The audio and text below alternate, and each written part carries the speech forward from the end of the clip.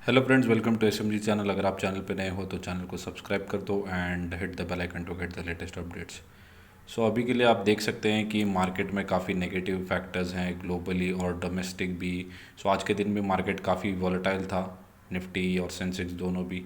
और पिछले कुछ दिनों से आप देखें तो काफ़ी गिरावट भी है, लगभग 1000 पॉइंट्स के आसपास की गिरावट जो है वो निफ्टी के अंदर हो चुकी है। लगभग 6% के आसपास की गिरावट अपने 18,000 के लेवल से अगर मैं देखूं तो। और वहीं अगर स्टॉक्स देखें तो 15-20% भी डाउन है, कोई स्टॉक 10-15% डाउन है। क्वालिटी स्टॉक्स की मैं बात कर रहा हूँ, जो पिछले पेनी स्टॉक्स वगैरह होंगे तो वो उनमें तो काफ़ी ज़्यादा गिरावट है, बट लार्ज कैप के स्टॉक्स भी 10-15% अभी के लिए डाउन है।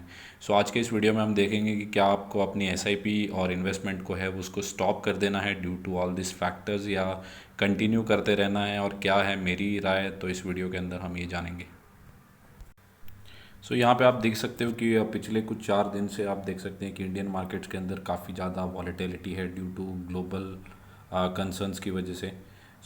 मंडे को अगर आप देखें तो मंडे को लगभग एफआईआईज ने लगभग 5,000 के आसपास का जो माल है उसको सेल किया था मंडे के दिन। और वहीं अगर आज के दिन अगर देखें तो सेंसेक्स के अंदर 500 पॉइंट्स की जो तेज़ी थी वो भी गिरावट के अंदर बदल गई और फ्लैट ट्रेड करने लगा मार्केट।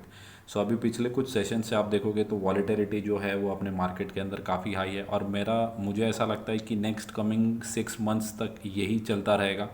क्योंकि जब तक आप देखोगे तो यूएस के अंदर जो है वो इंटरेस्ट रेट हाइक होते रहेंगे और उनका जॉब का डेटा आएगा, और मल्टीपल जो भी डेटा, जॉब का डेटा है, फिर इन्फ्लेशन का डेटा है, वही सेम इंडिया के अंदर भी होगा। इंडिया के अंदर भी आरबीआई की एमपीसी की मीट होगी, वहाँ पे भी जो इंटरेस्ट रेट हाइक है उसको इंक्रीज़ करने की आशंका है।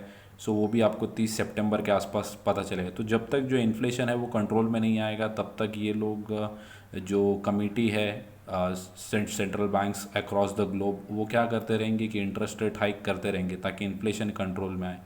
आपको ये जो वॉलेटिलिटी है वो न्यूज़ बेस्ड मार्केट अभी के लिए आप हो चुका है, आप ऐसा बोल सकते हैं। दूसरा जो फैक्टर है वो है डॉलर इंडेक्स, क्योंकि इंटरेस्ट रेट हाइक हो रहे हैं तो डॉलर जो है वो काफ़ी स्ट्रांग हो रहा है। और इंडिया के अंदर भी अगर इन्फ्लेशन को कंट्रोल करना है तो वहाँ पर भी इंटरेस्ट रेट हाइक करना होगा ताकि रुपी को जो है वो बैलेंस हम लोग कर सकें। क्योंकि जो डॉलर है वो काफ़ी अग्रेसिवली भाग रहा है, या उसकी वैल्यू जो है बढ़ रही है, और रुपी की वैल्यू जो है वो डिप्रिशिएट हो रही है। यहाँ पे आप देख सकते हो stock has been sagging hot inflation and risk that the central banks could trigger recession, as they are trying to high price for everything from food to clothing. Investor has been focusing on Federal Reserve and aggressive interest rate hike, but volatility in the currency market. वही मैंने discuss किया, एक तो inflation जिसको control करने के लिए central bank जो है वो इन इंटरेस्ट रेट हाइक कर रही हैं। दूसरा जो ट्रिगर फैक्टर है वो है रिसेशन का। तो जॉब का जो डेटा आएगा उससे भी यहाँ पे एक क्लैरिटी मिलेगी, और जो प्राइजेज़ हाइक हो चुके हैं चाहे वो फूड के हों, फूड से लेके क्लोथिंग तक के। ये सब जो भी हैं वो काफ़ी सारे कंसर्न्स हैं फॉर इक्विटी मार्केट अभी के लिए। यहाँ पे अगर आप देखें तो relentless rise in dollar and sustained rise in US bond yield. अब ये बॉन्ड यील्ड में क्या होता है कि बॉन्ड यील्ड में ज़्यादातर जो इन्वेस्टर्स होते हैं वो जैसे जैसे बॉन्ड यील्ड बढ़ता है तो वहाँ पे क्या होता है कि फ़िक्स रेट ऑफ इंटरेस्ट जो है इन्वेस्टर्स को मिलता है। इक्विटी से ज़्यादा वो यूएस बॉन्ड यील्ड को प्रेफर करते हैं अपना इन्वेस्टमेंट करने के लिए, क्योंकि वहाँ पे जो वॉलेटिलिटी होती है कम होती है, और जो रेट ऑफ इंटरेस्ट अगर आपको विदाउट लेस वॉलेटिलिटी और रिस्क से मिले तो इन्वेस्टर्स जो है वो ज़्यादातर वही प्रेफर करते हैं। अगर बॉन्ड यील्ड बढ़ता है तो इक्विटी मार्केट के लिए जो है वो नेगेटिव फैक्टर कंसिडर किया जाता है। अभी के लिए आप देखो तो डॉलर भी राइज हो रहा है और यूएस बॉन्ड यील्ड भी राइज हो रहे हैं, तो उसका नेगेटिव जो फैक्टर है वो है कि इक्विटी मार्केट अभी के लिए गिर रहे हैं। अगर यही सिलसिला चलता रहा तो इक्विटी मार्केट जो है वो प्रेशर के अंदर रहेंगे। FPI turning big sellers in India indication sell risk off in equity emerging markets in context to rising bond yield. RBI will be forced to raise interest rate by 50 bps by 30th of September।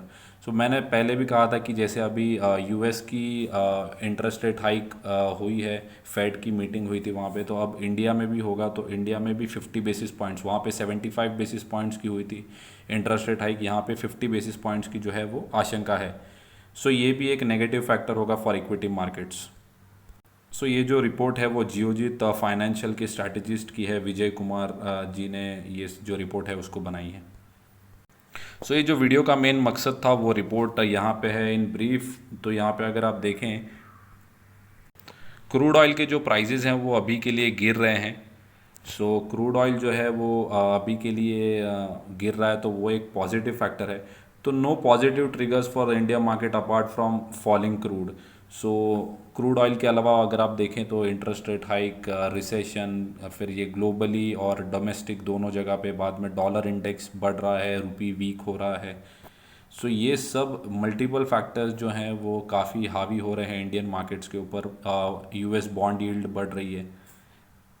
So this is not the time to aggressively buy on dips. So मेरा भी यही कहना है कि अगर आपको aggressively bye नहीं करना चाहिए, आपको स्लॉली, अगर आप 5 स्टॉक बाय करते हैं इन स्टैगर्ड वे में, तो आपको 2 कर देने चाहिए। 2 करते हैं तो एक ही करना चाहिए। तो you should wait for the right time. और मार्केट के अंदर एक ज़्यादा क्लियरिटी आपको जब भी मिलेगी तभी आपको प्रोसीड करना चाहिए, मुझे ऐसा लगता है। तब तक आप अपनी एसआईपी जो है उसको कंटिन्यू कर सकते हैं, बट जो उसकी क्वांटिटी है उसको कम कर देना चाहिए, ये मेरा भी मानना है। However, there is a scope of selective buying in a broader market. There are stocks rising even in the weak market. There are signal of accumulation on strong fundamentals. अगर आपके स्टॉक्स जो हैं स्ट्रॉन्ग फंडामेंटल्स के हैं, मैं पहले भी मेरे चैनल के ऊपर काफ़ी स्टॉक्स को मैंने डिस्कस कर चुका हूँ, चाहे वो केमिकल सेक्टर्स के स्टॉक हों, आईटी सेक्टर के स्टॉक हों, बैंकिंग, एनबीएफसी, या कंजम्पशन रिलेटेड अगर कोई स्टॉक्स हैं, उन सब स्टॉक्स को मैं मेरे चैनल के ऊपर डिस्कस कर चुका हूँ। वो काफ़ी क्वालिटी और फंडामेंटली स्ट्रॉन्ग स्टॉक्स है। सो उसके अंदर अगर आपकी एसआईपी जो है वो कंटिन्यू है तो आप उसको कंटिन्यू कर सकते हैं, बट क्वांटिटी में फिर भी कहूँगा कि आप अपनी क्वांटिटी जो है उसको कम रखिए जब तक आपको एक क्लियर पिक्चर ग्लोबली और डोमेस्टिक नहीं मिलती। सो फॉलन 2500 पॉइंट जो है वो अपने ऑल टाइम हाई से जो है सेंसेक्स गिर चुका है। सो फ्राइडे के दिन US government will release another report on personal income and spending that will provide more details and how inflation is hurting consumer spending। क्योंकि देखो, जितना ज़्यादा महंगाई बढ़ेगी उतना ज़्यादा जो लोगों की स्पेंडिंग होगी वो कम हो जाएगी, क्योंकि लोग चीज़ें जो है वो ख़रीद नहीं पाएंगे। सो जो कंज्यूमर स्पेंडिंग का जो डेटा है वो काफ़ी ख़राब आएगा फिर। सो यहाँ पे आप देख सकते हैं US economy is already slowing and raising worries that rate hike might cause a recession. So inflation को कंट्रोल करने के चक्कर में जो रेट हाइक्स हो रहे हैं वहाँ पे अगर अग्रेसिवली रेट हाइक्स हुए तो रिसेशन आने के पूरे चांसेस हैं, या ऑन द वे है रिसेशन, ये मानना है इस रिपोर्ट के अंदर। सो मैं भी कहूँगा कि ये जो ग्लोबल फैक्टर्स हैं उनको थोड़ा सा कूल डाउन हो जाने दीजिए ताकि आपको ज़्यादा क्लैरिटी मिले। एक जो ये repo increase in interest rate hike हैं, इसको एक बार कंट्रोल में आ जाने दीजिए डोमेस्टिक और ग्लोबल लेवल्स पे, ताकि आपको एक क्लियर पिक्चर मिल सके। बाकी आप अपने क्वालिटी स्टॉक्स के अंदर जो है उसको कंटिन्यू एसआईपी कर सकते हैं, बस क्वांटिटी को थोड़ा कम रखिए ताकि आपको जैसे जैसे स्टॉक्स अगर गिरे, सिचुएशंस जो है ग्लोबली अच्छी नहीं हुई, तो आपके पास मौका होगा एवरेज करने का। सो यहाँ पे राघवेंद्र नाथ जो कि मैनेजिंग डायरेक्टर हैं ladder up wealth management private limited के, यहाँ पे इनकी भी एक आप कह सकते हैं कि एक राय है। तो अपकमिंग जो आरबीआई की एमपीसी मीट है is expected to offer significant cues to financial ecosystem in India in keeping the 75 basis point जो कि यूएस फेडरल रिजर्व ने किया था, 75 बेसिस पॉइंट्स का in interest rate hike to control the inflation, which is expected to be around 7% for the month of September as well। so inflation का जो data है वो इंडिया के अंदर लगभग 7% के आसपास है। तो अगस्त के लिए लगभग 6.8 के आसपास था जो, और फॉर सितंबर ऑल्सो वो 7% के आसपास रहने की आशंका है। सो यहाँ पे अगर आप देखें तो we are preparing for rate hike by MPC, the dollar continued strength as well as geopolitical concern in Europe, जो कि ये रशिया और यूक्रेन के जो इश्यूज़ हाल फिलहाल में चल रहे हैं वो छुपे नहीं हैं किसी से। सो वो भी एक मेजर कंसर्न है। वहाँ पे भी डेली नेगेटिव अपडेट्स आती जा रही हैं, वहाँ पे कोई भी ऐसी पॉजिटिव अपडेट्स नहीं आ रही है, या वहाँ पे कोई ऐसा पॉजिटिव डेवलपमेंट नहीं हो रहा है जिससे कि ग्लोबली कुछ राहत मिल सके। सो वहाँ पे देखें तो M P C will have to make the decision and likely market will have to contend with a 50 basis point hike. So 50 basis points की हाइक जो है वो सब लोग प्री एज्यूम करके चल रहे हैं कि आर बी आई जो है उसको करेगा। सो ये थी दोनों रिपोर्ट्स। मेरा भी यही मानना है, ये मल्टीपल फैक्टर्स को आपको बैक इन द माइंड लेके चलना है और साइकोलॉजी रखनी है, क्योंकि ये सब जो न्यूज़ है वो टेम्पररी है। हो सकता है कि 6 महीना यही सब न्यूज़ चलती रहे, बीच बीच में कुछ पॉजिटिव न्यूज़ आएगी तो मार्केट हो सकता है बाउंस कर सके, but for 6 months of the time मुझे यही लगता है कि जितने बार इंटरेस्ट रेट हाइक होंगे इन्फ्लेशन को कंट्रोल करने के लिए, सो वहाँ पे आपको मार्केटिव जो है वो नेगेटिव टेरिटरी में या फिर रेंज बाउंड ही आपको देखने को मिल सकता है 15,000 से 18,000 के लेवल में। बट यहाँ पे एक दूसरा जो फैक्टर है वो है क्रूड ऑयल, और दूसरा एक फैक्टर है कि हमारे यहाँ पे जो है वो अभी फेस्टिव सीज़न है। सो सिचुएशंस कैन चेंज ओवरनाइट। तो आपको जो अपना एस है उसको कंटिन्यू रखना है, बट आपको ये भी ध्यान रखना है कि आपके जो स्टॉक्स हैं वो काफ़ी फंडामेंटली स्ट्रांग होने चाहिए, ताकि अगर 2-5% की गिरावट अगर आपको होगी भी तो आप क्या कर सकते हैं कि एवरेज कर सकते हैं। सो कैश को होल्ड करिए। अगर आप 2-3 स्टॉक बाय करते हैं एसआईपी के अंदर तो वहाँ पे 3 की जगह पे 2 ही करिए, 2 करते हैं तो 1 ही करिए। Wait for the markets to react कि क्या क्या आगे होगा। सो विद द टाइम अगर आपके पास कैश रहेगा तो आप एवरेज कर सकते हैं, नहीं तो मार्केट के अंदर आपको बोर होने लगेगा, क्योंकि कैश अगर नहीं होगा तो आप बाई नहीं कर पाओगे।